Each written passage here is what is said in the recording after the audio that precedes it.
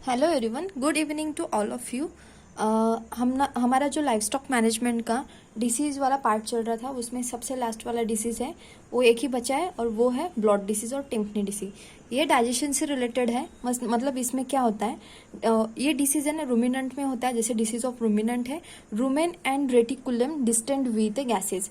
मतलब ये जो है हमारा, ये काऊ का पिक्चर है और ये जो है ना पूरी किस चीज़ की वजह से फूल जाती है, पूरी गैसेज की वजह से। ये क्योंकि एक्सेस अमाउंट ऑफ, एक्सेस मतलब थोड़ा भी नहीं, इतना ज़्यादा बहुत excess intake legume, fresh legume और राशन, ग्रेन राशन खाने की वजह से उसका पेट गैस से पूरा फूल जाता है। तो उसको फिर इन गैसेस पूरे पेट में हो जाने की वजह से चोकिंग ऑफ इसोफेगस भी हो जाता है, इसोफेगस पैसेज चोक हो जाता है। उसके साथ साथ सीवियर प्रॉब्लम में एक्यूट, मतलब बहुत ज़्यादा सीवियर सिम्टम्स में क्या होता है, सडन डेथ भी हो जाती है। किन चीज़ों की वजह से सडन डेथ होती है?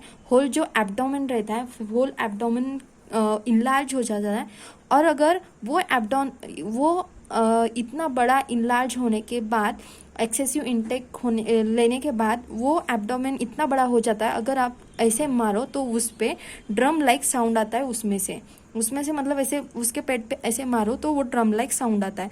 उसके साथ साथ इतना बड़ा पेट फूलने की वजह से, गैसेस की वजह से बहुत ज़्यादा तकलीफ होती है।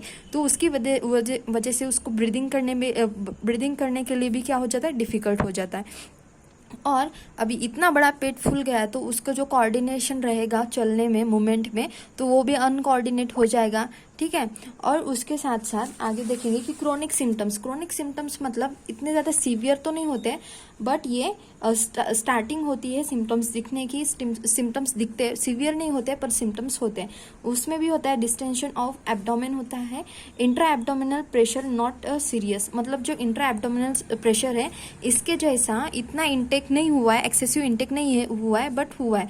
तो इतने ज़्यादा गैसेस सीवियर, उसका क्या है, सीवियर सिम्टम्स नहीं है, बट एब्डोमिनल प्रेशर जो है वो ज़्यादा सीरियस नहीं है, बट गैसेस हो चुके हैं। ऐसा होता है ये क्रोनिक टिम्पनी में।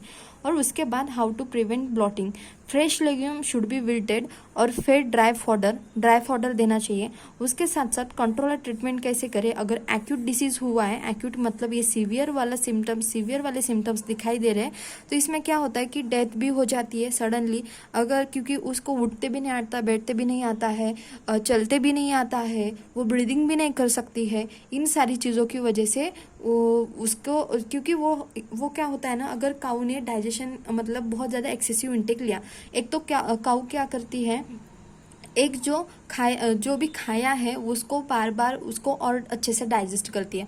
अगर वो एक ही बारी में वो पेट में भरती जा रही है, तो ये सब खाना, ये जो बाहर से जो आ रहा है, खाना जो आ रहा है, जो उसको फीड आ रहा है बाहर से, ये ऐसे पीछे पीछे जाएगा।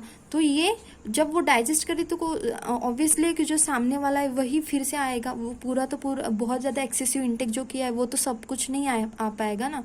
इसकी वजह से वो डाइजेशन अच्छे से नहीं होता है, और वो उस चीज़ की वजह से, अच्छे से डाइजेस्ट ना होने की वजह से गैसेस पूरे पेट में हो जाती है, और वो भी बहुत ज़्यादा सीवियर वाली कंडीशन होने के बाद उसकी काऊ की डेथ हो जाती है। इसमें एक्यूट डिसीज़ में क्या कर सकते हैं, पंक्चर कर सकते हैं रूमेन। मतलब क्या करना है, रूमेन को पंक्चर करना है। कैसे? नाइफ से पंक्चर करना है और वहाँ से गैसेस निकालनी है, ये कर सकते हैं एक्यूट डिसीज़ में। और उसके साथ साथ जो क्रोनिक केसेस मतलब प्रेशर एब्डोमिनल जो इंट्रा एब्डोमिनल है उसमें गैसेस तो हुए हैं बट सीवियर नहीं है, कुछ सीरियस प्रॉब्लम नहीं है। तो उसमें क्या कर सकते हैं कि ओरली ऑयल ऑफ टर्पेंटाइन का ऑयल दे सकते हैं, 6 ml plus 1 litre of groundnut oil plus coconut oil, plus नहीं, ग्राउंडनट ऑयल या कोकोनट ऑयल ले लो। टर्पेंटाइन ऑयल कितने देना है, turpentine oil 6 ml turpentine oil, 1 litre groundnut oil और कोकोनट ऑयल, ये 6 to 8 आवर्स के बाद ये बार बार देना है। ये कर सकते हैं क्रोनिक केसेस में। और एक्यूट डिसीज में पेट फाड़ना पड़ता है विथ हेल्प ऑफ नाइफ, और जो गैसेस हुए हैं बहुत ज़्यादा उनको बाहर निकालना पड़ता है। ये सब कंट्रोल एंड ट्रीटमेंट में किया जाता है। तो ये हुए हमारे पूरे डिसीज़। अभी हम आगे क्या पढ़ेंगे, गोट पढ़ेंगे, गोट के डिसीज पढ़ेंगे और शिप पढ़ेंगे। उसके बाद हम एग्रोनॉमी स्टार्ट करेंगे। ठीक है, आई होप आपको समझ में आया होगा। Thank you so much.